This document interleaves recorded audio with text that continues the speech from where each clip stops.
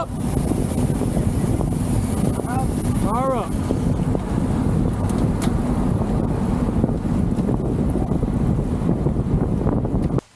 Hey, what's up everybody? Welcome back to the channel. A double paceline can often feel like a procession where you're doing little more than getting a cardio workout. Think about it as like outdoor Zwift, as opposed to where you actually feel like you're doing cycling. Now, I know that that's rattling cages a little bit, but let me explain. And it's not so much that I think that the double paceline is killing cycling or doing damage to cycling.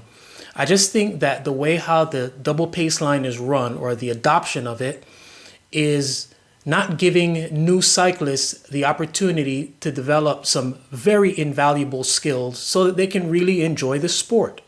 See, to me, whether or not you run a single paceline, a double paceline, or you do pack riding is largely dependent on a few factors, like namely the size of the group, the skill level of the cyclists involved, the conditions of the road, and also the receptiveness or the harmony that we have with the motoring public in the area in which we're riding.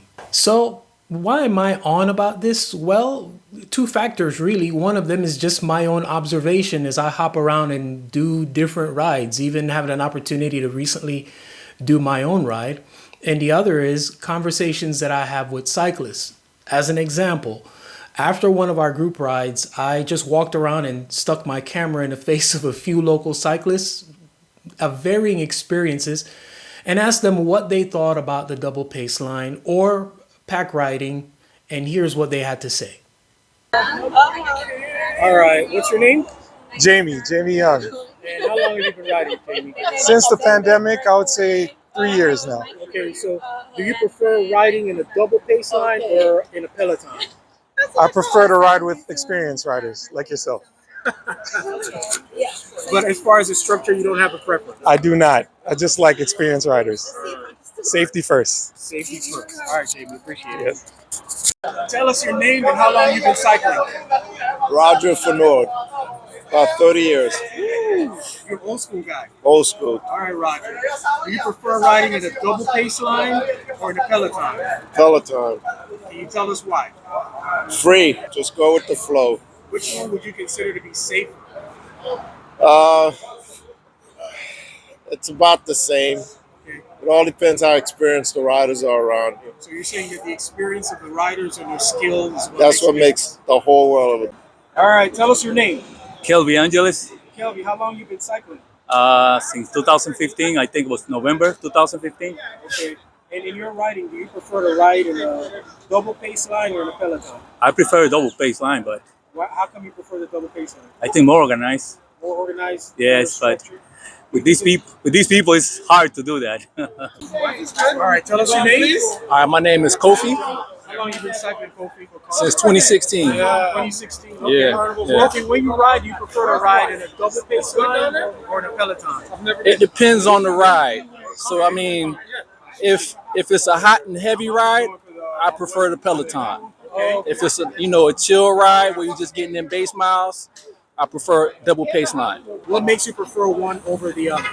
Well, in the Peloton, you could hide, you could draft, you don't have to put out as much power. And the double paceline is more controlled. You can see what's going on, and it's more structured for a longer ride.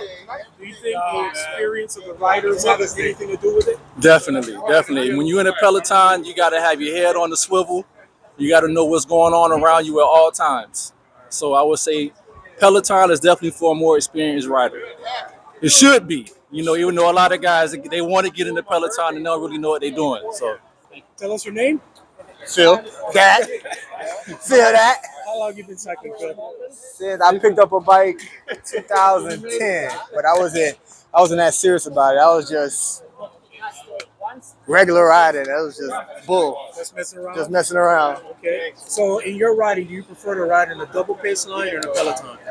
I guess it depends on my legs, but I prefer a Peloton because it gives me more action. Whereas as far as the double paceline, more so a training rides. Those are for like training rides and talking and chit-chatting with people. So me, I prefer Peloton. I prefer the stress on my legs. Do you think the experience of the cyclist have anything to do with it? Oh yeah, yeah. Peloton, you gotta have your reaction time got to be better in a peloton. Whereas as far as the double pace line, you got less experience, and those where you train people. So. In case you can't tell, I did this right after a very intense ride. So let's just say that the wound is still very fresh. But the recurring theme that I think that we can gather from this is that the experience of the cyclist has a lot to do with the quality of the ride that you're going to experience, regardless of whether or not you're riding a double pace line, you're pack riding, or you're riding in a single pace line. So what I'm going to do in this video is I'm going to talk about some of the things that I learned coming up as a new cyclist while I was riding along in single pace lines and pack riding that I think translated into me having a very good experience once I started double pace lining. And I'll also talk a little bit about some of the things that I think we can maybe do structurally with double pace lines to make them a little bit more vibrant, let's just say. So some of the invaluable skills that I learned from riding in a single pace line were, first and foremost, how to hold the wheel, which is not much more than properly matching the pace of the cyclist directly in front of me to avoid gaps. Also, how to control my cadence, which would help me to avoid or reduce the amount of freewheeling that I'm doing by varying the pressure that I apply on the pedals.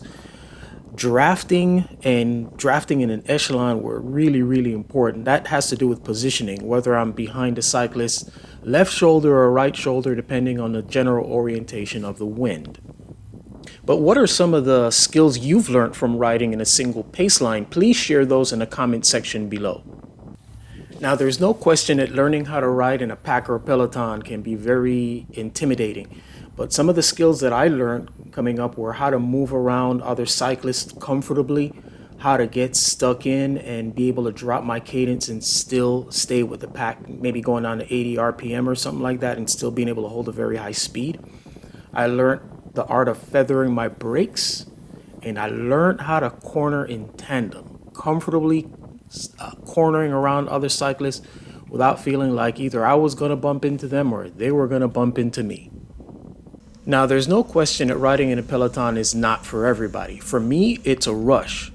But I got to tell you, if you have an opportunity to find a really good one around you, the skills that you'll develop doing this practice are really invaluable.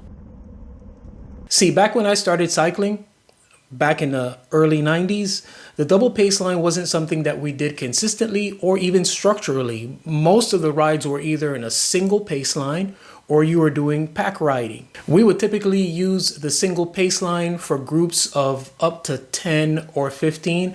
And then if it got to be too much bigger than that, there wasn't an announcement. We just adopted into the formation of riding as a pack. Now, of course, there were times when we would ride side by side. It was usually like a cool down or, you're riding through a neighborhood, you're just having a chit chat with a mate or something like that.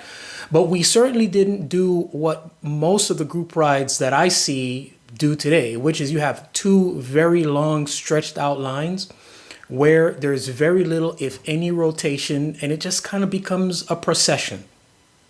Now, that last bit of footage was actually from my ride, Cafecito con Lou 2, and I'll actually post a link in the description so that you can check it out. It's a ride that I recently did where a lot of members of the South Florida cycling community, we came together, we had a casual ride, and that ride was formatted as a double pace line, and I'm sharing that to let you know that I'm not exempting myself or my rides from this discussion. So what can we do about the double pace line? Do we need to do something about it? I mean, is it broken? No, it's not that it's broken. It's just that I think the execution of it could be a lot better.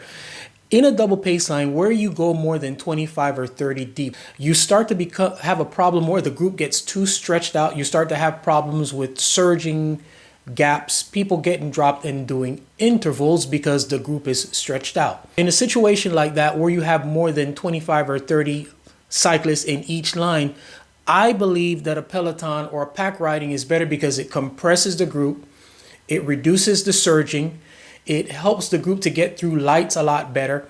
And let's face it, most large group rides take place on the weekends, Saturday or Sunday morning, very early before traffic becomes an issue. So in any case, we're taking the lane. So if you're going to take the lane, let's take the lane and be efficient about it by compressing the group.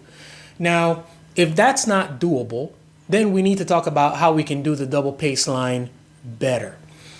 There's one glaring issue that I find with double pace lines. And I think that if we get this part right, it'll alleviate most of the issues that people are experiencing on group rides today.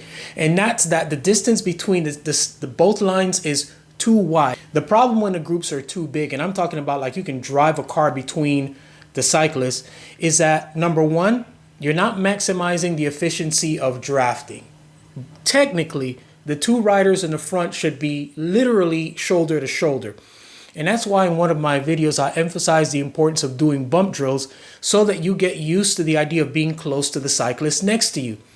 I'm not saying that you need to touch, but you need to be comfortable being closer together because I already mentioned the first benefit, the aerodynamic. The second thing is that the groups get to move in unison around obstacles. For example, on my ride recently, Zayd and I were very close together when we were on the front, and I saw an obstacle, and all I did was I moved closer to him. And when I moved to him, he moved over slightly. So we were literally, it's like a snake. We were moving together. And guess what the people behind us were doing? They were also moving along the same way that we were moving. So it helps with communication and the simplicity of the group avoiding obstacles. The next issue that it solves is, you know, sometimes you have these double pace lines where they're really far apart. You're taking the entire lane, but then the guys in the front want to come off and you really can't quite figure out how you're going to do that because it would dictate somebody either going onto the shoulder or going into the other lane. When the groups are closer together, you eliminate that problem because technically both cyclists could come off at the same time and all you have is 4 riders abreast for a little while until they get tucked in somewhere. And that eliminates that issue. But if too far apart, it becomes a problem. So in your double pace line, please practice getting closer together. It's more efficient aerodynamically. It also aids with the issue of cyclists coming off the front, rotating to the back. Now, in a perfect world, a double pace line would be a situation where it's not more than 10 or 15 cyclists deep and you're able to do an actual chain gang. I also did a video about that, about a rotating pace line.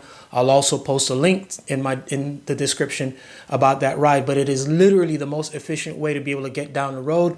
As simple as it is one of the most difficult skills to get a group of cyclists to master together, but it's worth attempting to be able to do.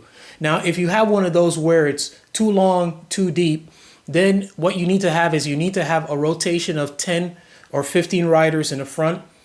Behind that, you have 2 guys that are gatekeepers, and then you can have the other 20 or 30 people in double pace lines behind that. That's a thing of beauty.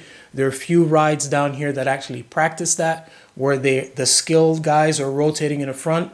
You have 2 very strong guys that are gatekeepers, and then everybody else is just lined up single file. Double pace line behind that. And when that happens, it's actually a thing of beauty. All right.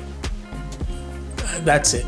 That's my rant about how we can save cycling by saving or practicing the double pace line better. I'd love to hear your thoughts about that. Hey, thank you so much for watching these videos, for subscribing to the channel, for commenting, liking, and sharing. As always, our aim here at the channel is to inform, instruct, inspire. Be blessed.